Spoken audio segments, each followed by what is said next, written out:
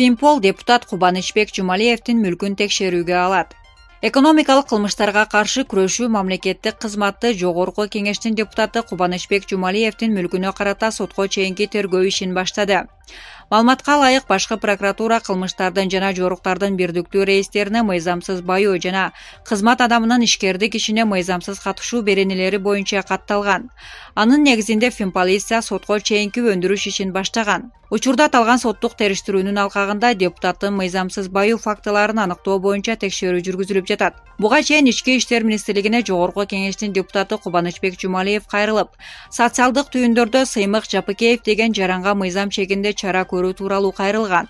Анда Жапыкеев Жумалиевге карата жалган маалыматтарды таратып, анын үй бүлөсүнүн миллиондогон байлыктары мыйзамдарды бузуу менен топтолгонун, байлыгы менен мүлкүн таратып алууга жасаган чакырыктары менен анын ден соолугуна жана үй бүлөсүнүн коопсуздугуна коркунуч туудуруп жаткандыгын көрсөткөн. Буга карата Ички иштер министрлиги мурдагы прокурорго иш козгогон. Маалымат булагы Супер KG. Сыймык Жапыкеевдин чакырыктары боюнча кылмыш иши козголду. Жогорку кеңештин депутаты Кубанычбек Жумалиев Ички иштер министрлигине социалдык түйүндөрдө өзүн мурдагы прокуратура кызматкери деп атаган Сыймык Жапыкеев аттуу жаранга мыйзам чегинде чара көрүү тууралуу арыз менен кайрылган. Бул тууралуу Ички иштер министрлигинин басма сөз кызматы билдирет. Маалыматка ылайык, анда Сыймык Жапыкеев Кубанычбек Жумалиевге карата жалган маалыматтарды таратып, анын үй бүлөсүнүн миллиондогон байлыктары мыйзамдарды бузуу менен топтолгонун жана ошондой эле анын байлыгы менен мүлкүн тартып алууга жасаган чакырыктары менен анын ден соолугуна жана үй бүлөсүнүн коопсуздугуна коркунуч туудуруп жаткандыгын көрсөткөн. Аталган арыз 2020-жылдын 7-майында Ички иштер министрлигинин кылмыштарды жана жоруктарды каттоонун бирдиктүү рейстерине Кыргыз Республикасынын жазык кодексинин 264 беренесинин 3-бөлүгү жарандарга зомбулук көрсөтүүгө чакырыктар менен катталып, сотко чейин өндүрүш башталган. Сотко чейин өндүрүштүн жүрүшүндө Сыймык Жапыкеевдин сот түйүндөрүндөгү маалыматтары, видео кайрылуулары толугу менен иликтенип чыкты. Иликтөөлөр көрсөткөндөй, Сыймык Жапыкеев Кубанычбек Жумалиевди ири коррупционер экендигин, ал көптөгөн жылдар бою мамлекеттик кызматта иштеп жүрүп миллиондогон доллар капчыган, мамлекеттик байлыктарды менчиктеп же уурдап алгандыгын айткан. Ошол эле убакта элге Кубанычбек Жумалиевдин үйүнө баруу жана мыйзамсыз тапкан байлыктарын кайтарып алууну жана аны Кыргыз Республикасынын Кытай мамлекетинин алдындагы карызды төлөп коелу деген чакырык таштаган. Тергөөнүн жүрүшүндө Сыймык Жапыкеевдин акыркы убактагы бардык сүйлөгөн сөздөрүнө лингвистикалык экспертизалар дайындалды. Учурда аталган сотко чейинки өндүрүштүн алкагында ыкчам тергөө иш чаралары жүргүзүлүүдө, деп айтылат маалыматта. Маалымат булагы Элдик Медиа. Вируска шектүүлөрдөн пара суралганы иликтене баштады. Ош облусунун Чоң Алай районунда коронавируска шектүү катары обсервацияда жаткан адамдан дарыгер акча талап кылганы тууралуу маалымат иликтенип жатат.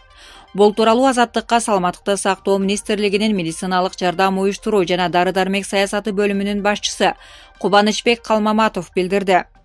Азыр жеринде комиссия түзүлүп каралып жатат. Мындан тышкары ички иштер органдары да иш алып барат.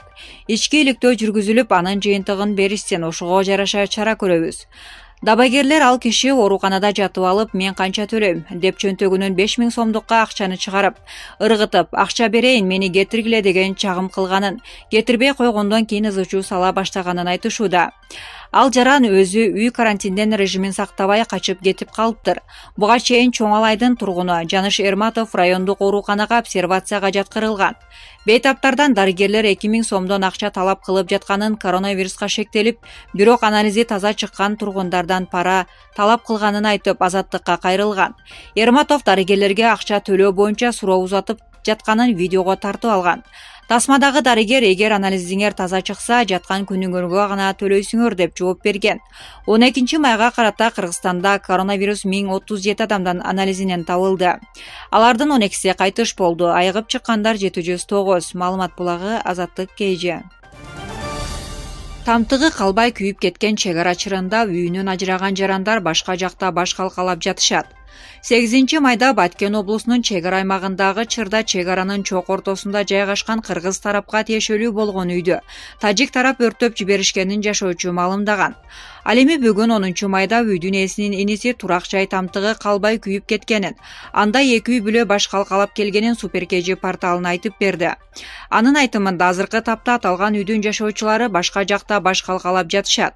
Күйгөн үйдө 2 үй бүлө, тагыраагы менин агамдын жана дагы башка 1 үй бүлө жашап келген.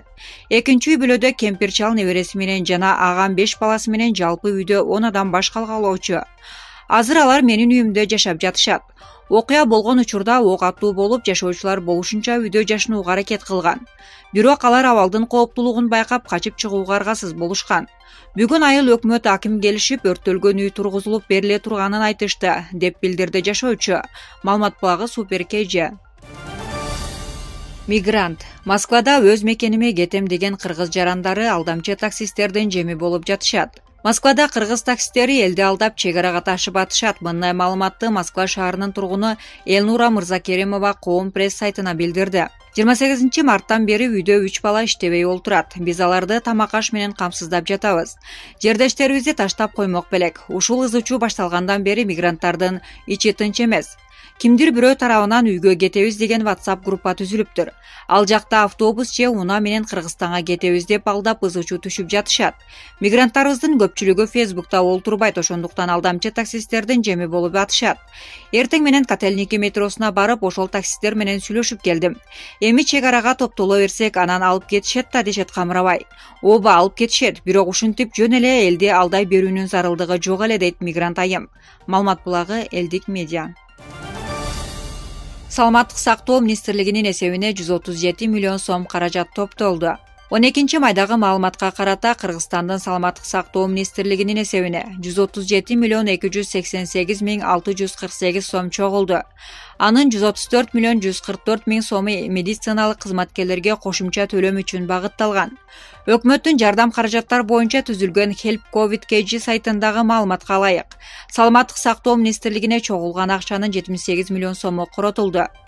Эмгек жана социалдык өнүктүрүү министрлигинин эсебине 17 миллион 293 миң 262 сом түшкөн. Анын ичинен 16 миллион 139 миң 996 сом коротулду.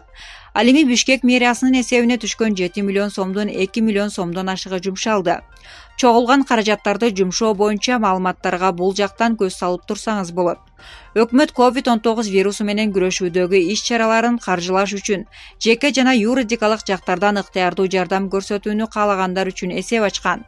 Маалымат булагы Азаттык KG. Баткен облусунда 29 миңге жакын үй бүлөгө гуманитардык жардам берилди.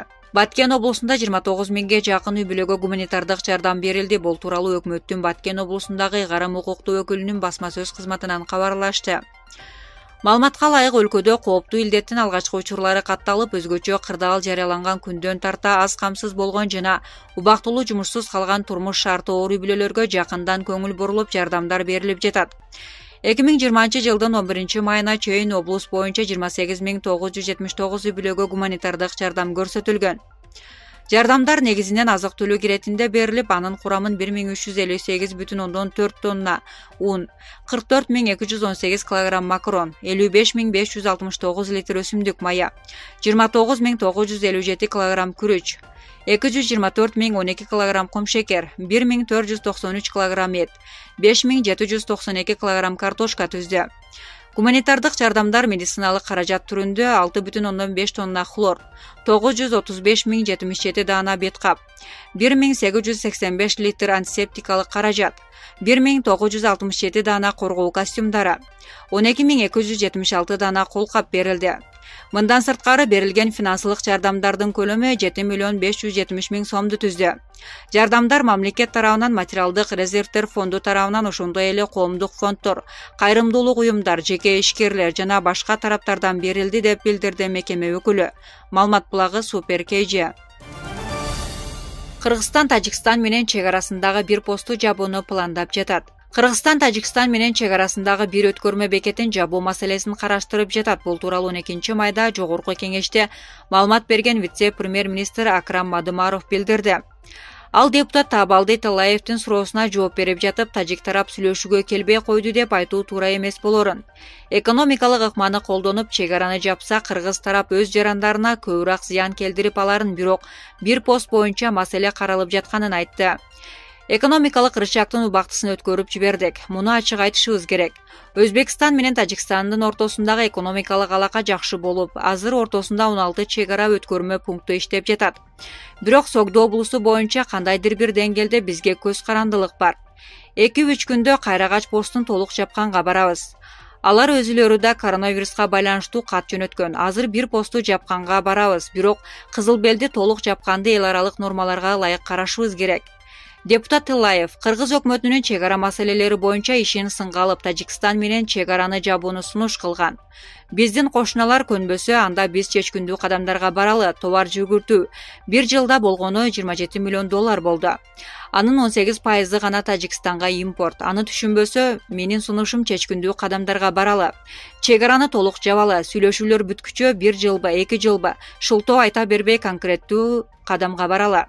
Же Тажикстандан бир нерсе күтүп жатабызбы? 8 майда Баткенде чек ара окуясында жарадар болгон 3 жоокер 10 майда атайын тик учак менен Бишкекке жеткирилген. Үчөө тең улуттук госпиталга жаткырылган. Көкүрөгүнө ок тийген экөөнүн абалы канааттандырарлык экени. Ал эми омурткасына ок тийген аскердин абалы оор экени. Ал реанимацияда жатканы кабарланган. Тажик тарап бул окуядан 2 жараны жарата алганын билдирген. Маалымат булагы Элдик медиа.